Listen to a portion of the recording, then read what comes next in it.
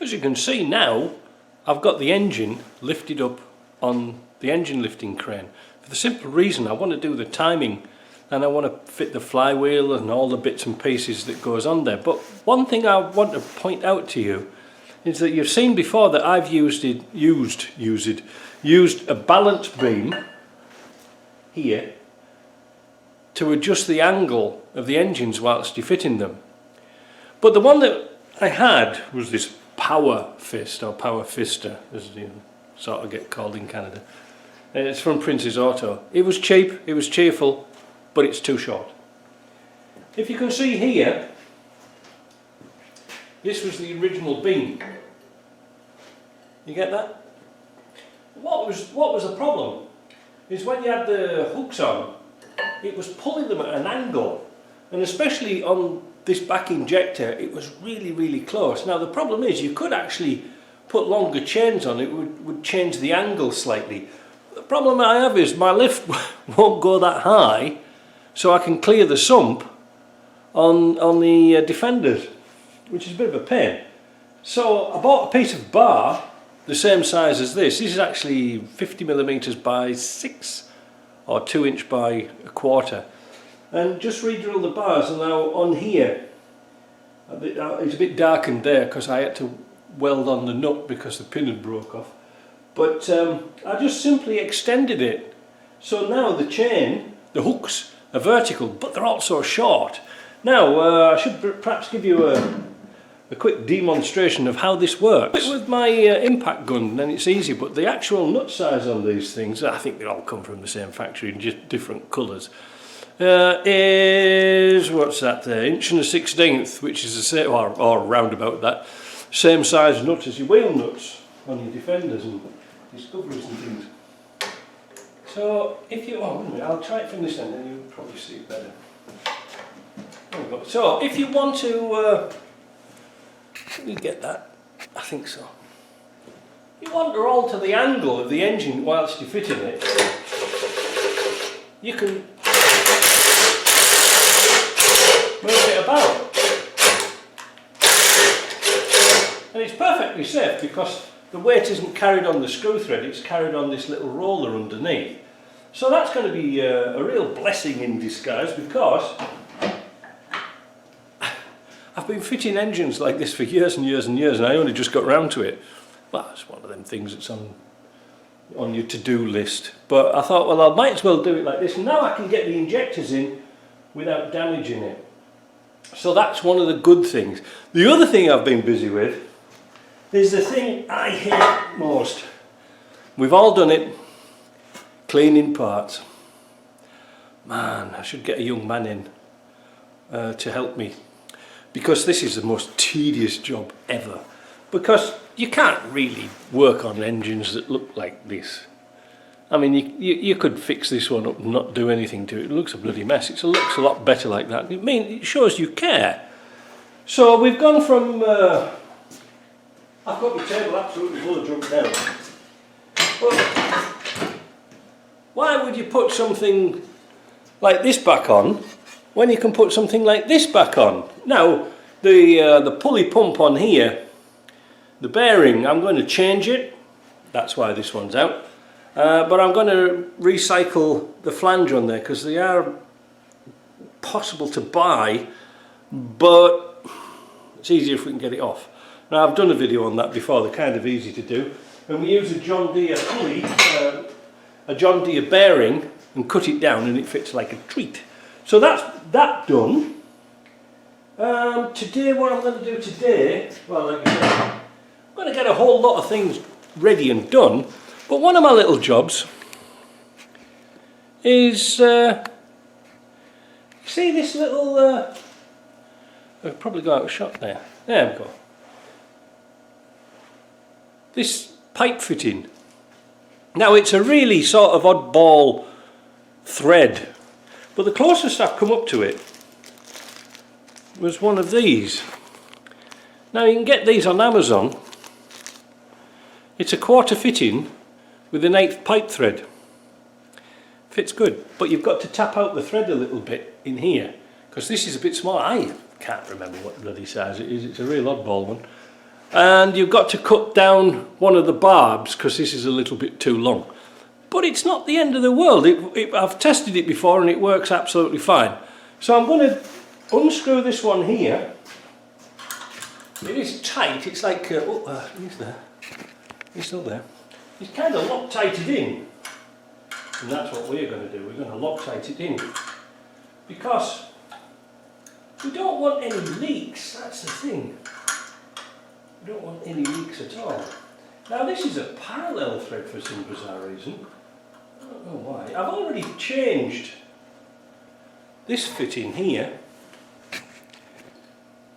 You see this one here? Now some of the castings on the later one, this pipe fitting is actually cast into the housing and you can't change it. But you can on the early ones, which is good. But they're not cheap. They're about £6 for that little fitting. But it's worth it because you've got less water leaks. You know, less potential water leaks. So that's the chap in question.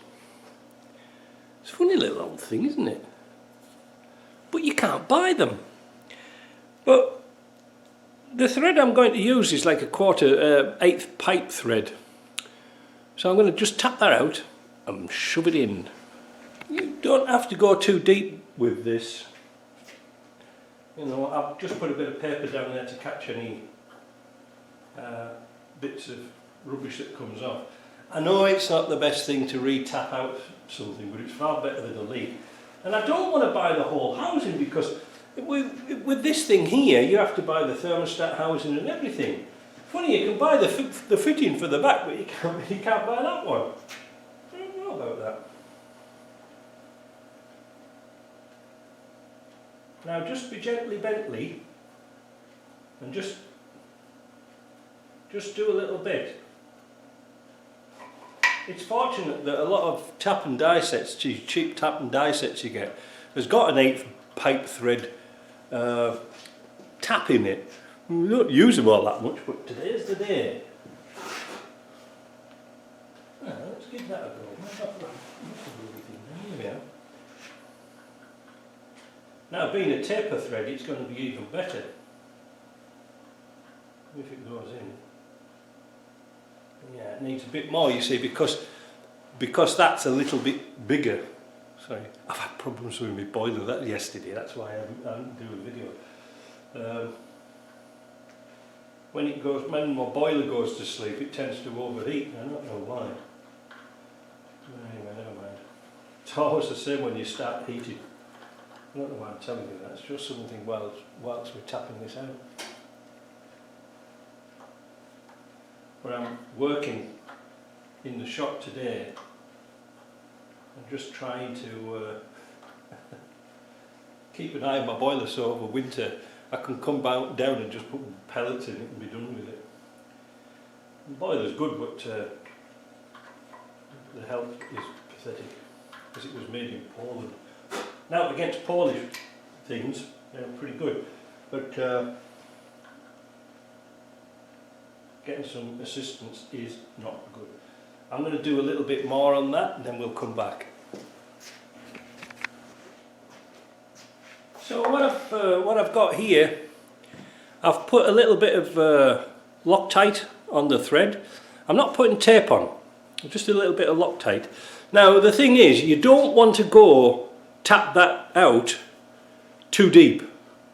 You don't want you want a little bit of thread exposing. That's why I took my time, did the tap a little, like 1/4 of a turn at a time and came back at it. So now when you fit this, screw it in, get the spanner out. I've got spanners everywhere. What size is that? Oh, it's 12 mil. I don't think it is 12. So that when you tighten it up, yeah, it's a proper size spanner. Yeah, that's this here. I think it's 11. I'm not sure. Let's try that. Oh, it's not that one. Should be prepared, shouldn't it? Oh, that's not good enough. That's not big enough for that. Well, what a strange size. I don't want to, because it's brass, I don't want to bugger it up. I wonder if it's Whitworth. It could be Whitworth because brass is usually Whitworth thread. Sure enough.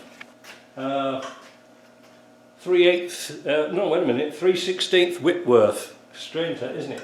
It's like your battery connectors under your seat. You know, the original battery connectors like for your terminals, they're all Whitworth because they used to be brass. That's why people can't find spanners for them. There we go. We're going to nip that in. I'll take the camera off and we'll have a look. So that's what you're after. A few exposed threads, not that many, but that's nice and tight. That's not going to come out. And I've cut one barb off there. This was, I don't know, like $5 or something like that. It wasn't too bad, but it's just getting hold of that fitting, so it's worked out nice. Turned out nice again, hasn't it? So the next job is probably to sort out the housing here, because I've got a little bit of JB weld and I'm going to try and build up the corrosion and see if I can sand it and make it nice again. Right, this is the housing in question. It's not too bad, it's just the lips a little bit worn and there's a few pittings around here. And this is the JB weld I picked up the other day. Now it says works on multiple surfaces, our strongest epoxy, blah blah blah, easy to use, yeah right. Metal, wood, plastic, tile, PVC, ceramic, fiberglass, concrete and more. 5020 psi, wow. Right, so it says instructions: clean repair area of dirt, grease, oil, paint and rust, etc. Squeeze equal parts from each tube onto a disposable surface, a little bit of wood here. Sets in 4 to 6 hours. Cures in 15 to 24 hours. Allow 4 to 6 hours before handling and 15 hours minimum before putting object back into use. For the best result, use a detergent or a degreaser to clean the surface and roughen the surface with a file or coarse sandpaper to provide best repair. Well, that's not too bad because we've put it through the sandblaster, so that should rough it up. We'll put a little bit of brake cleaner on there. We'll come back once that's dried. That's dried. Now the nice thing about this was that it was nice. There was no holes in the interior. There was no perforations in it, so that's not too bad, is it? Let's cut this open. Let's try not to cut the tube.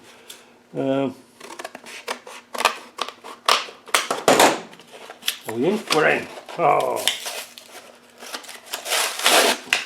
not into that bit. No.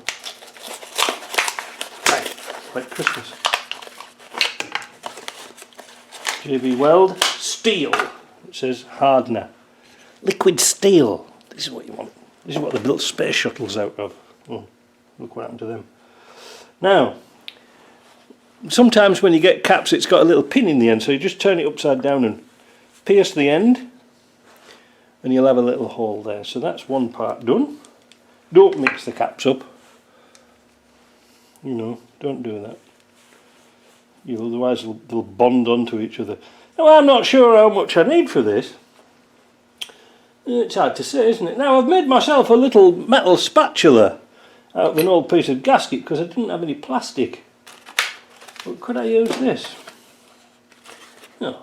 Oh, the cardboard. Well, I don't know how thick it is. Let's see. Well, seeing it's a slow set epoxy, we'll put a bit on here. We'll find out. That's maybe too much. Because remember, we've got to double up. Right. Equal parts, eh? That's fairly equalish, isn't it? So we'll mix it. Black and white in perfect harmony. It's like ebony and ivory, isn't it?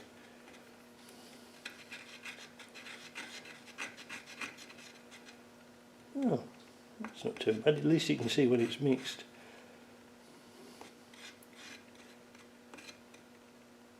Well, that was easy mix, wasn't it? You can see when all the white and the blacks disappeared.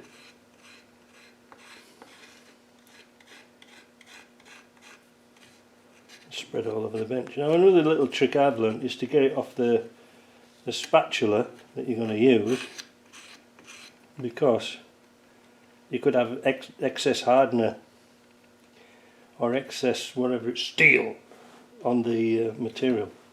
So let's give it a go.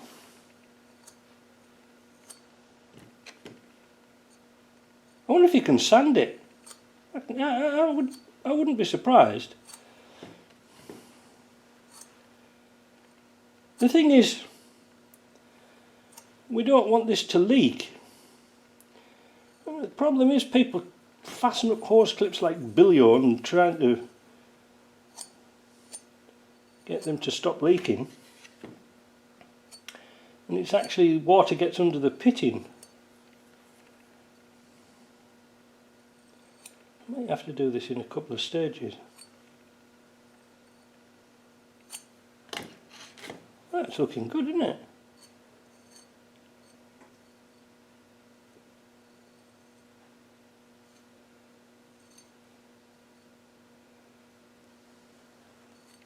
Yeah, I think I've done this before, haven't you? You see, the bottom bit isn't too bad. I'll put a bit on just in case. You know, the underside of this is quite good.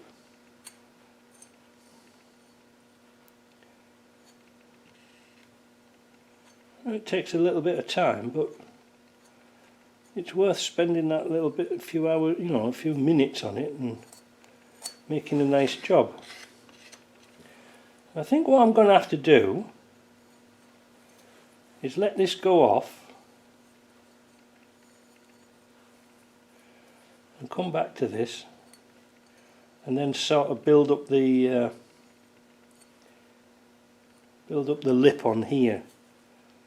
I'm kind of encouraged by it. I think it's going to be good, and it's nice too being a slow set epoxy, because I've used fast set epoxies. You know, it's going in like araldite. Remember that 5-minute araldite? You just sort of mix it up and it's hard. You haven't got time to use it. That's one nice thing about this. So look, well, it's almost like machining. We should take this down to JP and show him this. Be jealous. Any excess we've got, we're going to build up on that lip. I don't think we're going to get any excess though.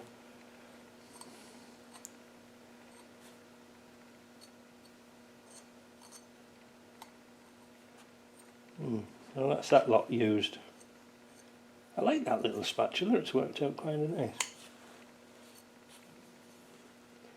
Right. Let's leave that. We'll come back to that on maybe tomorrow and have a look at that, and then we'll go back and have a look at the things we're going to do today. But first of all, before we do that, we're going to get an old rag, oops, and clean off my little spatula, because that was a handy dandy thing. That is an old gasket, a manifold gasket off 200 TDI. It worked out really well. So that's that. We'll throw all the bits and packaging away. Should I put my fingers in it? You always do, don't you? I don't know why. Yeah. Hands wash. Let's have a look at the next job.